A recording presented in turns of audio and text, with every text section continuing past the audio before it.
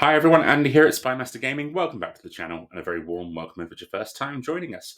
In today's video, I'm going to be posing you the question of what an ideal one-page rules starter set would look like. And by starter set, I mean a physical product that you could walk into your friendly local game store, hand over some money to the store owner, and walk out with, not a digital product. But before I go any further, please consider liking the video and subscribing to the channel. Anything you can do to help grow it would be greatly appreciated. So this line of thinking came about essentially from looking at how well one-page rules are doing in the digital sphere at the moment. The last 12 months has seen them put out law books for their Grimdark Future and Age of Fantasy. If you want to see the review of the Grimdark Future one, you can check that out here.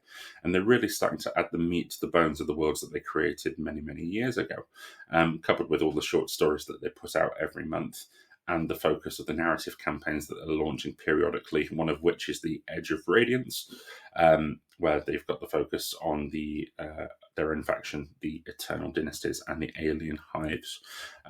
These narrative events are really, really good at getting people involved in the lore, the world building, and they are really killing it, and it's nice to see many people getting on board with these narrative sort of campaigns. Not to mention the fact that the digital element of it, the STL files they put out every month, are all very, very good quality, and they're very, very innovative with their designs, which is really good to see. So for those of us with 3D printers, obviously it's great because we get the files every month and we can print them out and have fun with our new toys. But what about the people who do not have access to a 3D printer? I look at this from my own community's perspective, where we've grown a really good sort of gaming group around one-page rules, about 30 plus people who play it regularly. But there is an element of the community who, because they do not have access to a 3D printer, they are also coupled with a mindset that they need to have something that is made by the IP to play said IP, which obviously for a miniatures agnostic game like one-page rules, I find a bit strange, but I can also see where they're coming from. They want it to be a premium product in the sense that they want to have something that relates directly to the brand.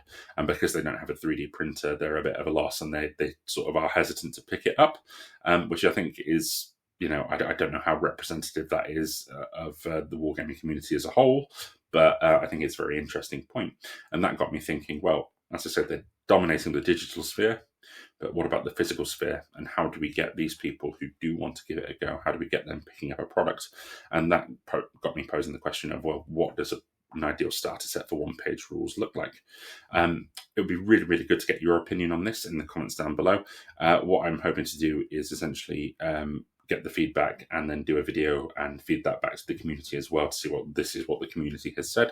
I've also made a survey with SurveyMonkey, which you can find in the description. So if you want to fill out the survey, it is anonymous, so just fill it out and let me know your thoughts in there as well, and hopefully we can use some data-driven insights to inform the community of what the ideal starter set actually would look like. But until that data comes out, I'm going to give you what I think a good starter set would be. So there are two sort of schools of thought I'm going down here. One is a dip your toe in the water approach, and the other is a full commitment approach. So I'll start with the dip your toe in the water approach. For me, this would probably be looking at the skirmish level games, Age of Fantasy Skirmish and Grimdark Future Firefight, where you would have a small amount of models, probably no more than 10, 12 in a box, and it would be just there to really sort of teach you the mechanics of the game. With low model count and low upfront cost, probably nowhere more than £30 or about $40 US. And it would also have the sort of the accessories that you'd need to actually play the game, a rules booklet, not probably a hardback rules in this case, but a nice premium sort of like staple booklet, which could be printed on really nice material, almost like, we get like the fancy zines, signs, whatever they're called, sort of like that. So you have a nice physical copy of the rules, and then maybe a small campaign booklet as well to work through a couple of scenarios, maybe like 4 or 5 scenarios, so you can play these forces off against each other.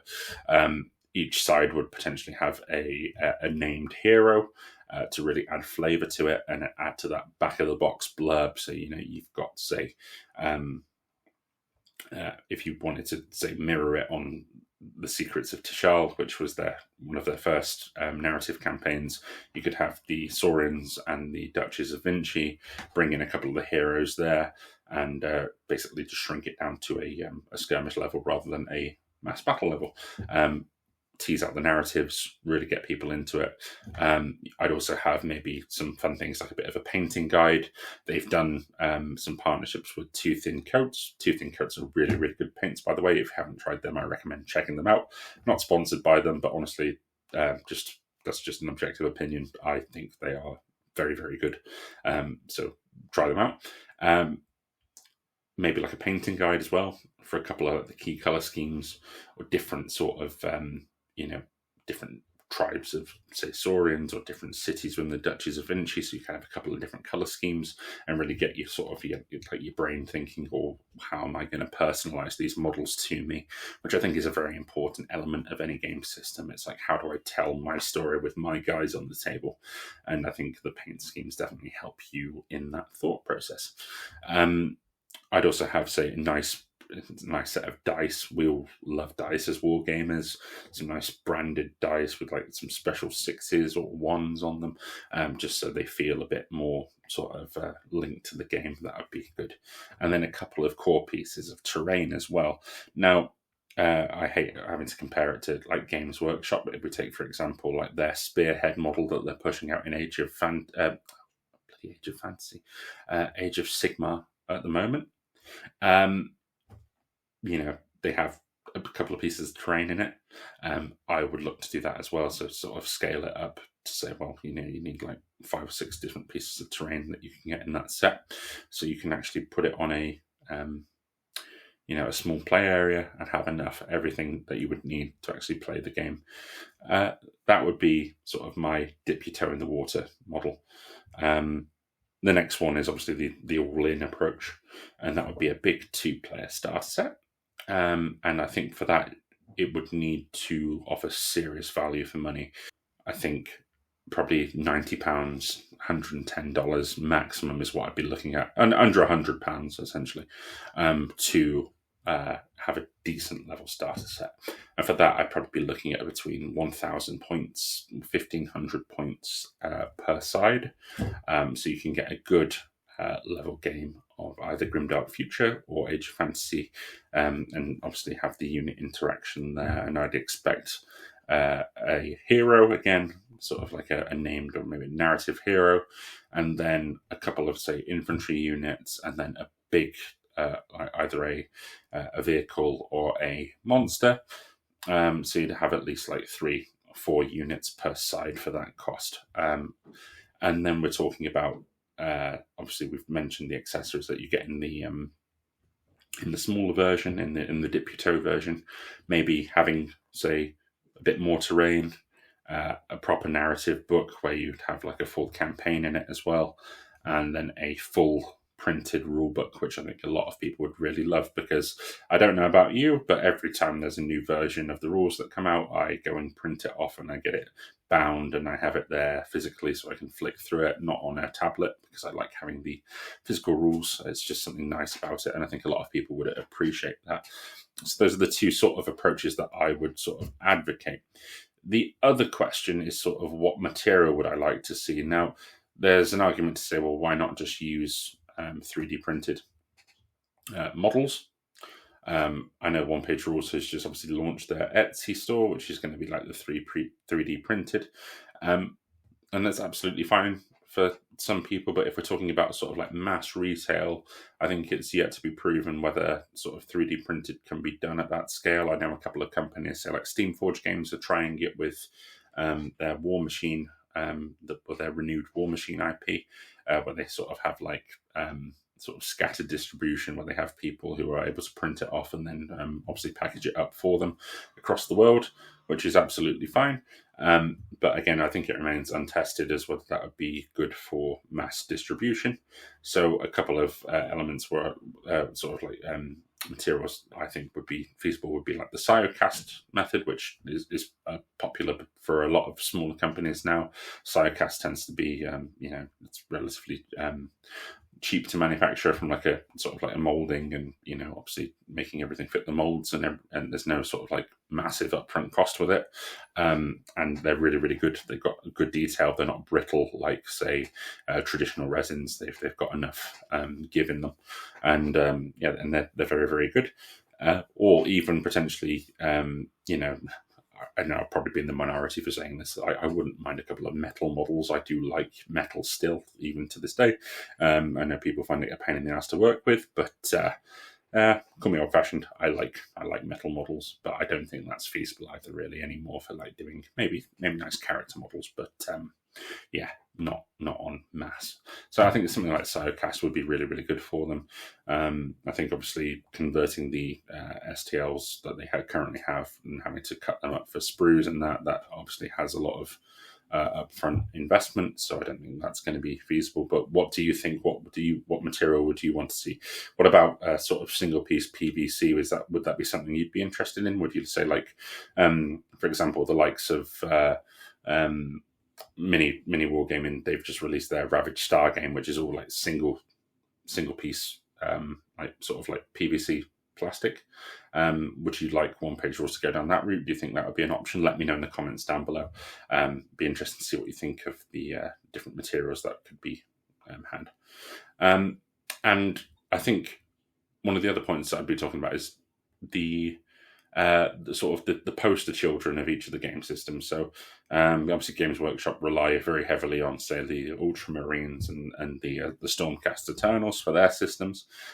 What do you think would be the most effective poster children for OnePageRules for Grimdark Future and Age of Fantasy?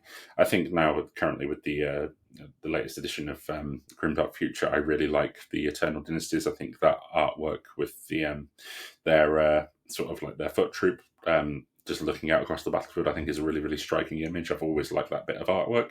I think they might be a bit niche, though, to appeal to sort of like the masses of gamers, though, with the Japanese-inspired armor.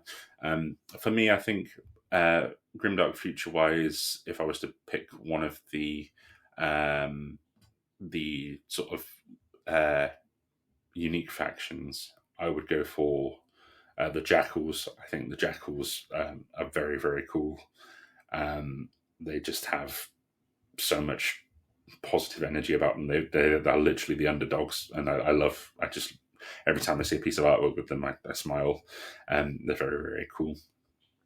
Or also obviously with the new releases of the Human Defense Force as well. A lot of people do like just having the average human as the poster child. One of the main complaints for like Warhammer 40k has always been, well, why not focus on the Imperial Guard as the poster guys, because that's literally seeing yourself in the game. And I think that's a valid argument. So there's one potential angle there. If we're looking at Age of Fantasy, I think you're going to have maybe like the Shadow Stalkers as one of the more recent releases, and with such a complete range as well. I love the aesthetic for them. I think it's very, very cool, especially if you wanted to do like sort of like a horror themed box. That could be quite impressive to look at. But again, I don't know whether that's going to be good enough. Not good enough, but that's the wrong word. But whether that would resonate with a lot of people, whether it's too specific. But what do you think? What do you think would be the ideal sort of like poster faction for each of the game systems? That'd be good to get your opinion on. I've rambled for a bit. I tend to do that when I'm thinking, but yeah, I think this is the next logical step for them. I think they've done so well in terms of putting their sort of like their ideas out and form them in terms of what they've developed with the campaigns and that. So this is the next logical step. Yeah, let me know in the comments down below what you think. What would you like to see in a starter set? And if you wouldn't mind, please consider liking the video, subscribing to the channel, and completing the Survey Monkey survey. And then it'll be good to see what the community says on the back of that. Thanks very much for watching, and I'll see you on the next one.